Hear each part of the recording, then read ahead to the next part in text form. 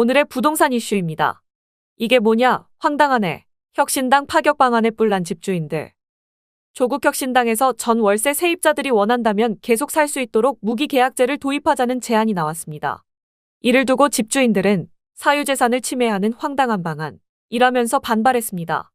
혁신당은 지난 10일 서울 여의도에서 사회권 선진국 포럼 1차 공개 토론회를 열고 사회권 선진국의 첫 구상인 주거권에 대한 내용을 발표했습니다. 혁신당이 주장하는 주거권은 모든 사람이 안정적이고 쾌적하게 살아야 하는 권리를 말합니다. 이를 개인의 노력이 아닌 국가가 적극적으로 보장해야 한다는 게 당의 생각입니다. 어떻게 된 일인지 네티즌들의 반응과 함께 알아보러 가시겠습니다.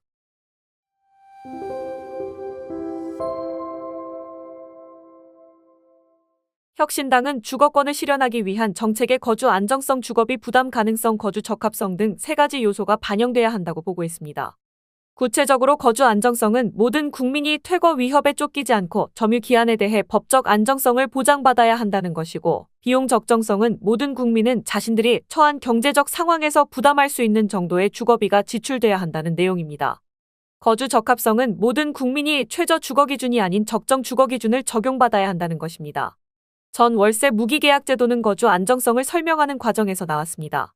무기계약 제도와 관련해 아직 구체적인 방안은 나오지 않았지만 큰 틀에서 보자면 현재 전세 계약을 맺게 되면 2년의 계약 기간과 계약갱신 청구권을 사용해 추가로 2년, 즉 4년을 살게 되는데 이 기간이 너무 짧다는 게 당의 생각입니다. 2+4든 2+6이든 기간을 늘려 세입자들의 거주권을 보장해야 한다는 것입니다. 주거비 부담 가능성에 대해서도 설명했습니다. 소득 분위별로 적정한 주거비 기준을 설정하고 적정한 주거비를 마련하지 못하는 세입자들에겐 국가 예산으로 보조비를 지급하자는 내용입니다.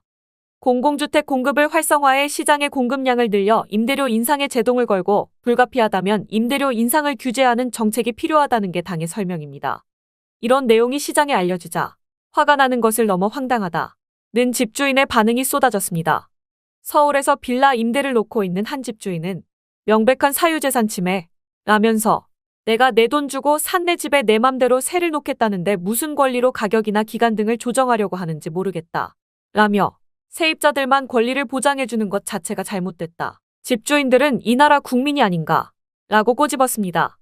또 다른 집주인도 충분히 주택을 공급해 물량이 많아져서 가격에 변동이 생기는 것이야 시장 논리로 움직이는 것이기 때문에 큰 문제가 없을 것으로 본다 라면서 문제는 임대료 인상에 제한을 두는 정책은 문제가 많다. 이미 문재인 정부 때 겪지 않았느냐. 우리나라는 자본주의. 라고 비판했습니다. 전문가들 사이에서도 올바르지 못한 방향이라는 의견이 많습니다. 송승현 도시화경제 대표는 부동산 소유주, 즉 집주인의 임대할 수 있는 권리마저 세입자에게 넘기는 것은 상식적으로 이해되지 않는다. 라며 임대차 3법을 도입할 때도 진통이 있었던 것처럼 임대인과 임차인의 분쟁을 만들 여지가 있는 정책은 부동산 시장에 혼란만 가져오기 때문에 지양할 필요가 있다. 고 평가했습니다. 이어 분쟁이 없어지려면 세입자들에게 내 집 마련을 할 수 있도록 돕는 게 오히려 나을 수 있다.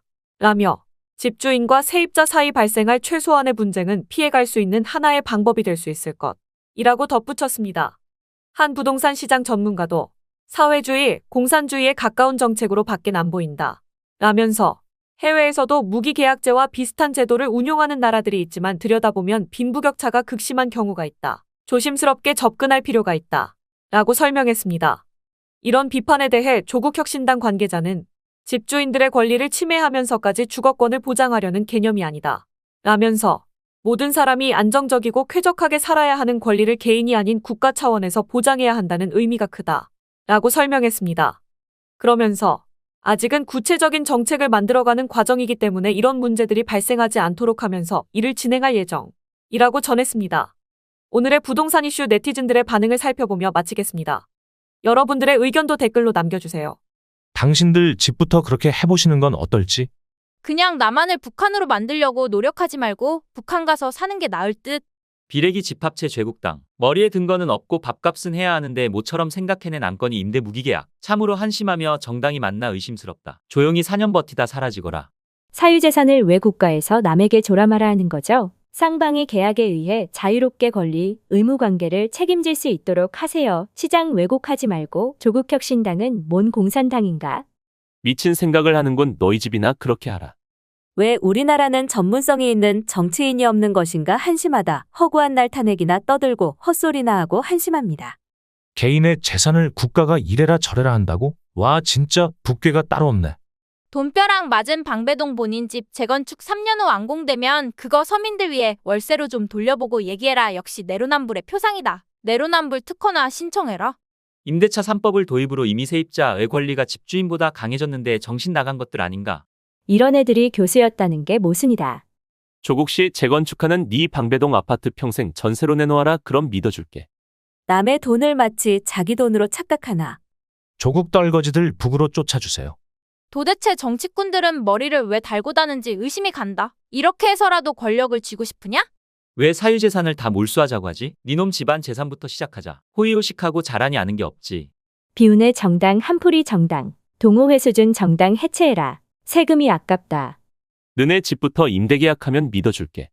임대차 3법 보고 나서도 배우는 게 없으니 매년 이런 일이 벌어지지. 멍청하긴 4년이든 6년이든 연장기간 끝나면 전월세 몇 배 오르고 다 쫓겨나는 꼴난다.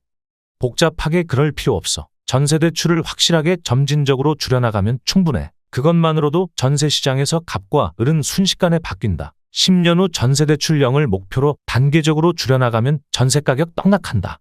이래서 국민들이 총선은 좌파 후보 찍더라도 대선만큼은 우파 후보 찍는 이유다. 여기까지 네티즌들의 반응이었습니다. 시청해주셔서 감사합니다. 여러분들의 의견도 댓글로 남겨주세요. 구독과 좋아요는 영상 제작에 큰 힘이 됩니다.